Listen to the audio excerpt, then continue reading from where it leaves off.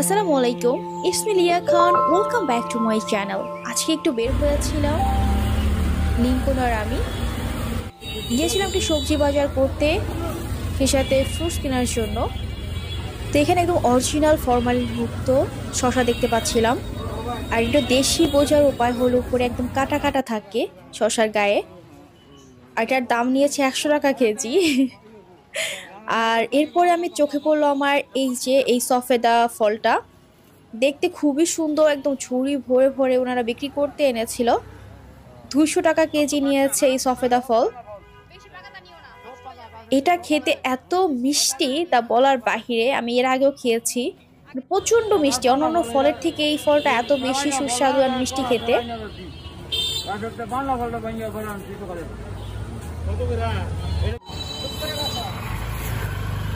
তো আমার কাছে বেশ ভালো লাগে এই ফলটা খেতে। আর এটা 100% ফরমালিন মুক্ত। আর এখন চলে আসি ফরমালিনের জায়গায়।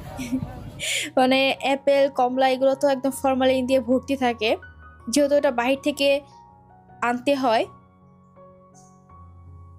বাংলাদেশি ফল না। তো তারপরে তো যেহেতু এখন রোজার টাইম, খাইতে হবে, কিছু করার নেই, সেজন্য কিছু অ্যাপেলস অ্যান্ড কমলা নিচ্ছিলাম। আজকে কমলার প্রাইস হচ্ছে 250 টাকা কেজি।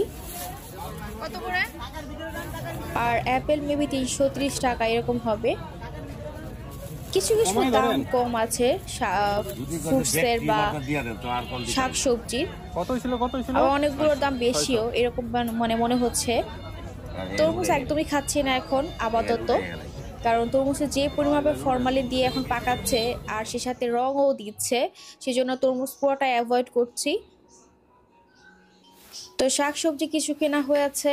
এখন তো যেহেতু রোজার টাইম, ওভাবে সবজি রান্না করে খাওয়া হয় না, ওভাবেই থেকে যায়। সেজন্য খুবই অল্প পরিমাপে কিছু সবজি আনা হয়, যেমন বেগুনি খাওয়ার জন্য। আর আজকে আনা হয়েছে ঢ্যাঁড়স। এটার দাম নিয়েছে 80 টাকা কেজি। মানে এখন তো মনে হয় পুরোটা সিজন হয়ে সারে নাই, মানে ঢ্যাঁড়সের। তো এই জন্য মনে হয় বেশি দাম, কয়েকদিন পরে দাম কমে যাবে। কিন্তু টমেটোর দাম অনেক কম।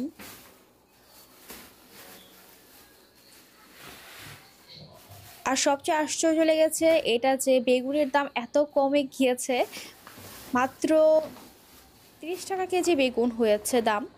মানে আমি শুনে তো অবাক, আমি এই টাইমে এত কম দামে বেগুন। নর্মালি তো 80-90 টাকা, 100 টাকা কেজিও হয়ে থাকে। তো যেগুলো সবজি অ্যান্ড ফ্রুটস আনা হয়েছিল একটু গুছিয়ে রাখছে।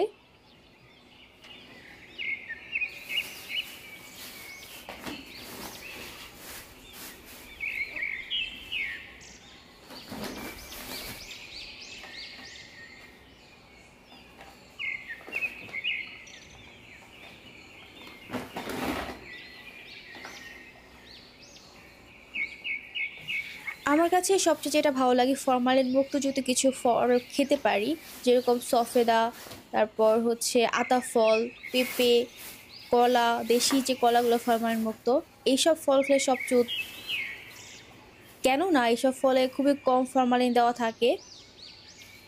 আর আজকে যে সফেদা ফলটা আনা হয়েছে, এটা একদমই কোনো ফরমালিন নেই, সবগুলো একদম পাকা ছিল। দেখেই বোঝা যাচ্ছে মনে জাস্ট পেরে নিয়ে আসছে।